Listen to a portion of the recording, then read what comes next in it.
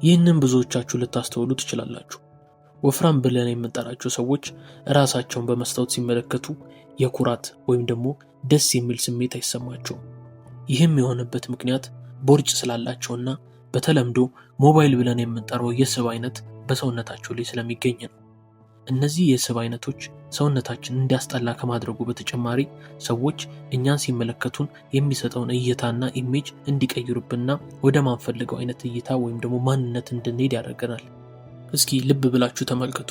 ብዙውን ጊዜ በጣም ወፍራም የምንላቸው ሰዎች ትምህርት ቤት ላይ ሊሆን ይችላል፣ የሥራ ቦታ ላይ ሊሆን ይችላል፣ እንዲሁ ፐብሊክ ቦታ ላይ ብዙ ጊዜ ክብር ሲሰጣቸው አናይም።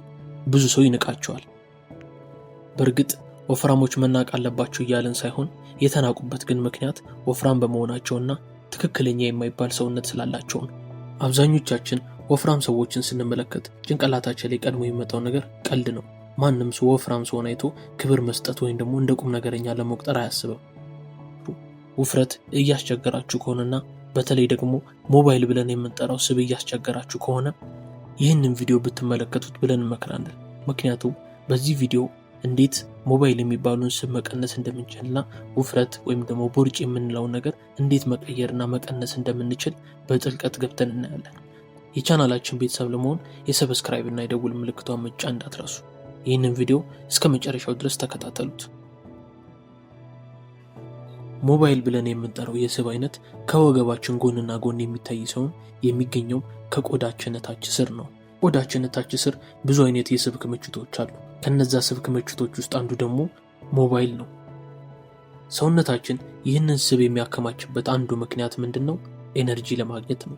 ጉልበት ለማግኘት ብሎ ሰውነታችን ይህንን ስብ ያከማቻል። ነገር ግን በምንኖረው ላይፍ ስታይልና የአኗኗር ዘይቤያችን ምክንያት ብቻ የዚህ ስብ ክምችት ካላስፈላጊ መጠን በላይ ሊበዛና ሊባባስ ይችላል። የካሎሪ መጠናችን ባላንስ ካልተደረገና የሆርሞን ሌቭላችንን በዛው ልክ ካልተመጣጠነ ይሄኛውን ስብ በጣም በዝቶ ልናገኘው እንችላለን። የሚገርመው ነገር ሞባይል ብለን የምንጠራው የስብ አይነት ከሌሎች የስብ አይነት ጋር ሲነጻጸር ሰውነታችን ቶሎ የማያቃጥለው የስብ አይነት ነው። ይሄም የሆነበት ምክንያት ይሄ ሞባይል ብለን የምንጠራው ስብ ለኢንሱሊን እና ለተለያዩ ሆርሞኖች በጣም ሴንሲቲቭ ስለሆነ ነው። በየጊዜው ከመጠን በላይ የሆነ ስኳር በምትበሉበት ጊዜ የኢንሱሊን መጠናችን በጣም ይጨምራል። የኢንሱሊን መጠናችን ጨመረ ማለት ደግሞ ለሰውነታችን አንድ ምልክት ይሰጣል። ያ ምልክት ምንድነው? ፋት የሚባለውን በተለይ ደግሞ ሞባይል ብለን የምንጠራውን የስብ አይነት እንዲያጠራቅም ይነግረዋል። ጭንቀት፣ እንቅልፍ ማጣትና ብዙ እንቅስቃሴ ያለማድረግ የዚህን የስብ ክምችት ፍጥነት እንዲፋጠን ያደርጉታል። ጥሩ ዜናው ምንድነው? ይሄ ሞባይል ብለን የምንጠራው ስብ የተለያዩ የምግብ አይነቶችን በማቀናጀትና የተለያዩ ኤክሰርሳይሶችን አንድ ላይ በመስራት ወይም ደግሞ የህይወት ዘይቤያችንን በመቀየር የዚህን የፋት ክምችት ማቆምና መቀነስ እንችላለን።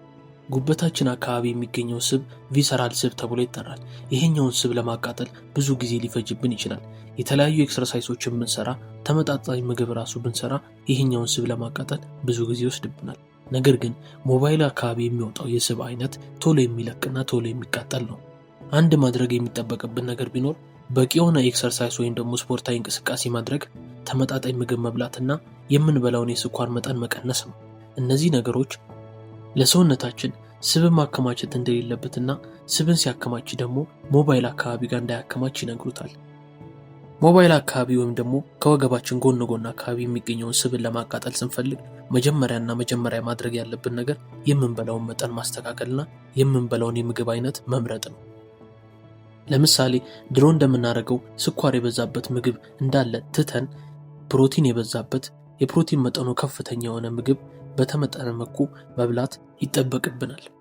ይህንን ማድረጋችን ፕሮቲን የበዛበት ምግብ መከተላችን ለሰውነታችን አንድ የሚነግረው ትልቅ ነገር አለ። ሰውነታችን ወዲያውኑ ይሄን ማድረግ ስንጀምር ስብን ማቃጠል ይጀምራል።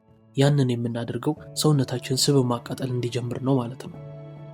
ፋይበርና ፕሮቲን የበዛባቸው ምግቦች በተፈጥሮ የኢንሱሊን ሌቭላችን እንዲቋቋምና አንድ ኖርማል የሚባል ቦታ ላይ እንዲሆን ያደርገዋል። ያ ደግሞ የኢንሱሊን መጠናችን ሰውነታችን ስለማይበዛ ፋት እንዳይጠራቀምና እንዳይከማች ያደርገዋል። ስለዚህ እኛም ቢሆን ምግባችንን ማስተካከል ስንፈልግ ፋይበርና ፕሮቲን የበዛበት ምግቦችን ማዘውተር ይጠበቅብናል። በሁለተኛ ደረጃ ደግሞ የሞባይል ስብን ማቃጠል ስንፈልግ በጣም የሚጠቅመን ነገር ምንድነው? እንቅስቃሴ ነው።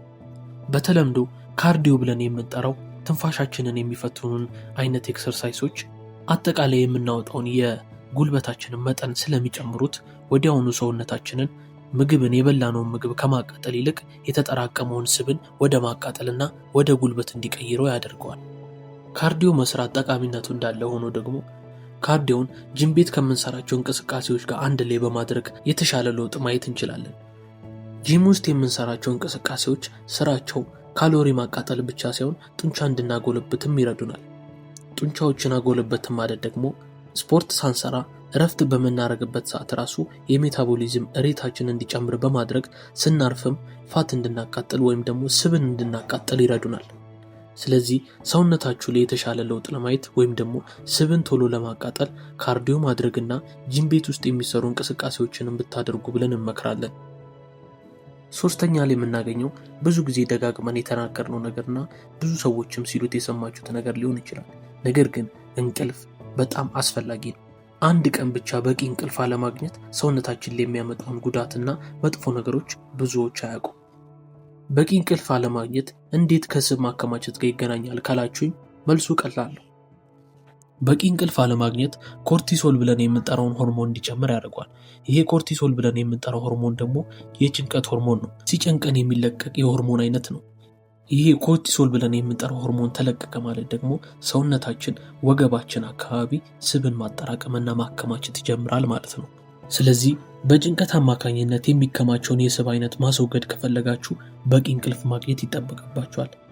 እንደ ሳይንሱ ከሆነ አንድ ሰው ቢያንስ በቀን ከ7 እስከ 9 ሰዓት እንቅልፍ ማግኘት አለበት ይላል። ስለዚህ ያንን ነገር ማድረጋችሁን ሁሌ ማረጋገጥ ይጠበቅባችኋል። በመጨረሻም ስለ ሞባይል ፋት አንድ መረዳት ያለባችሁ ነገር አለ። እሱ ምንድነው? ሞባይል ብለን የምንጠራው ፋት ቶሎ የሚቃጠል ወይም ደግሞ የሚጠፋ ነገር አይደለም።